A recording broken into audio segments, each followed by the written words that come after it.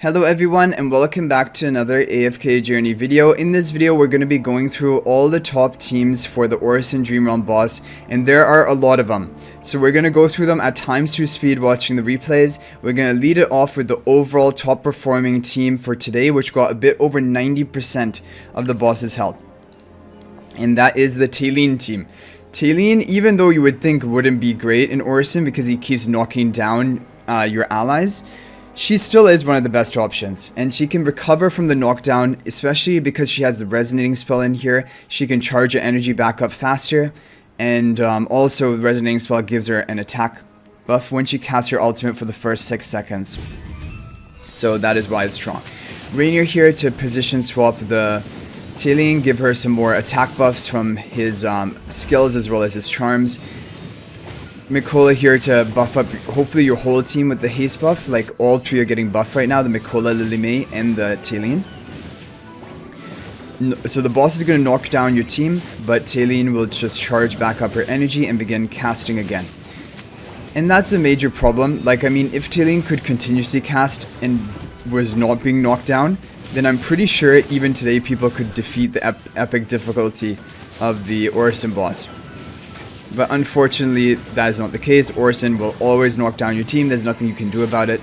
But still, it's funny that Talene is still the best option. Lily May gets off a lot of damage.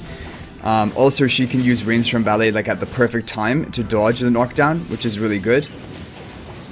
And yeah, Mikola, buffing up the haste is really valuable. It increases like the attack speed of Lily May, and Elsa also increases their skill casting frequency. Like Rainstorm Ballet will be on a shorter cooldown, and you have massive damage from that skill.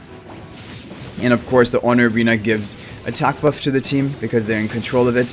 His whole team survived right up until the end and did around 90.6%, 30.9 billion damage with this team. So this is the overall best team for Orson. If you have these heroes built up and invested into, this is going to be your best choice. Let's move on to some other options. So Starlord has shared with me some physical damage dealer options because he's a fan of Lenya, and although he wasn't able to pull together a team himself, he had a friend run it because Mikola is really important for this boss. So this is a pure Lenya, basically buff the Lenya comp. Lenya with the resonating spell, with the Mikola buffs, with the Shakira buffs, Rainier buffing the Lenya as well, Kruger debuffing the boss to increase Lenya's damage. It's all about Lenya with this team. So position swap to the front. One major issue which I hope they fix is that Lenya begins attacking the boss from the back. Like, look at where Lenya is. This is not good because it means that, yeah, she is still receiving Mikola's buffs, but she's not receiving the Lupine Aura effect from Shakir.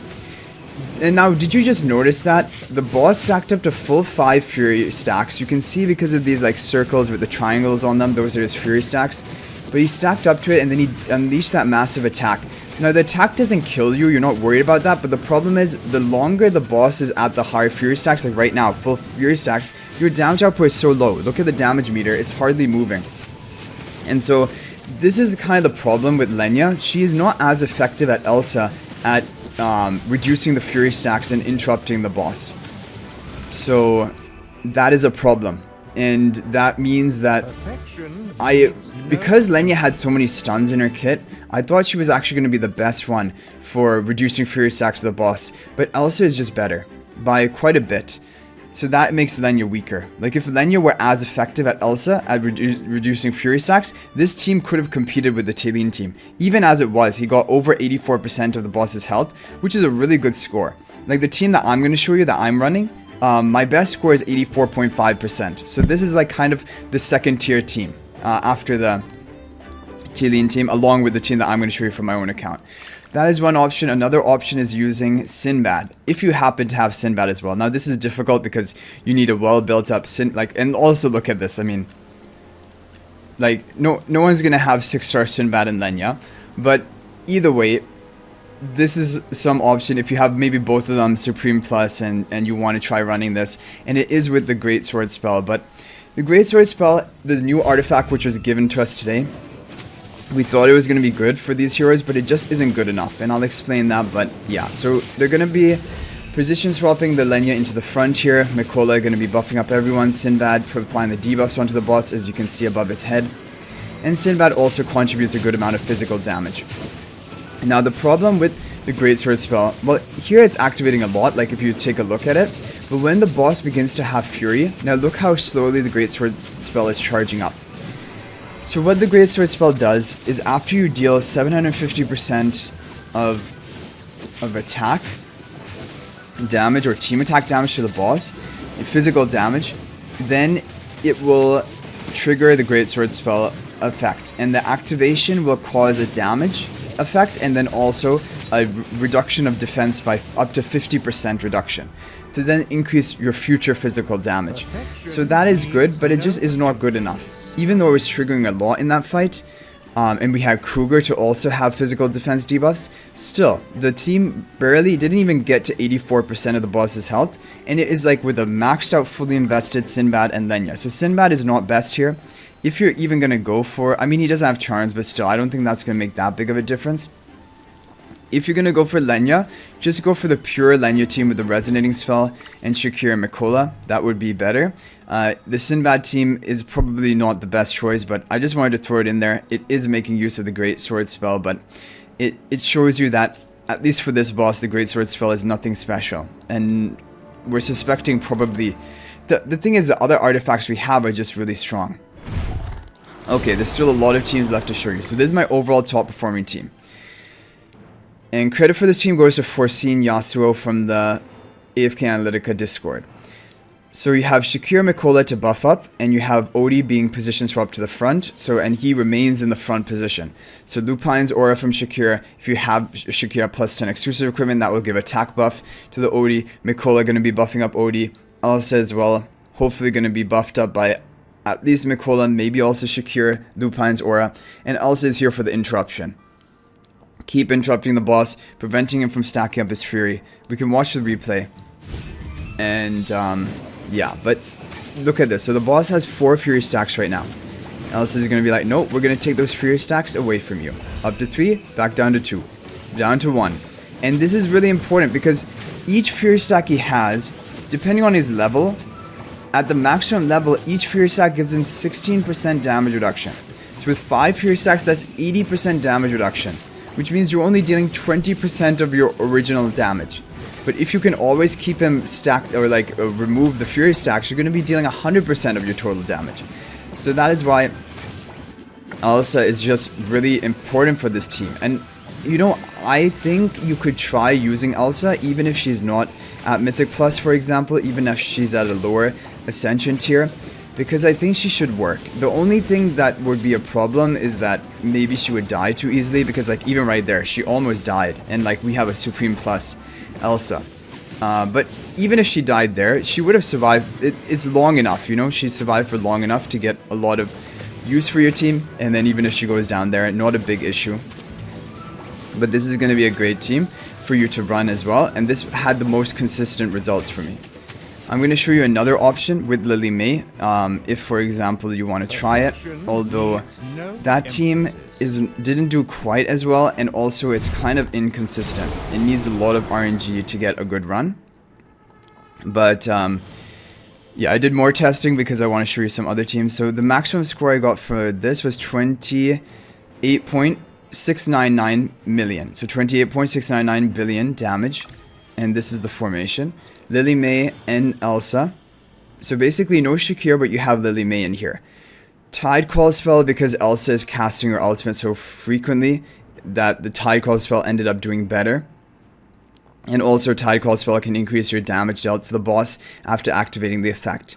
So I won't watch this replay, but basically I just wanted to show you this formation as another team that you can try. Okay. Okay, now we're going to show some different budget options. I tried this Thoran Kruger team. This did terribly because basically the boss always had 5 Fury stacks, and so your damage was so low. Like, the team survived, but the damage was low because no Fury, there was just permanent Fury stacks. So I think this could be a team you could try. If, for example, no Mikola, you can run Smokey instead of Mikola. And if you're going to run Smokey in the Orson boss or Crystal Beetle, where there's the knockup, it's a 3-tile wide knockup. So it will be these 3 tiles. If you have Smokey over here or over here, he will be fine. He will not be knocked up. He'll continuously cast. So this is a good option. Koko, because, like, I mean, Koko is a good option, like, for factional synergy, the damage reduction, life drain. It allows Elsa to survive for longer. So I was basically planning this team, for example, if, like, let's say you had Elsa at only Epic. You don't even have her Epic Plus, Legendary Plus, but you want to try running her. Soul Pact her with Thoran, have the Koko, have the Smokey healing, and hope that's enough so that Elsa can survive long enough to just reduce her Fury stacks to the boss, because that's your main role. When you look at the damage, her damage is really low.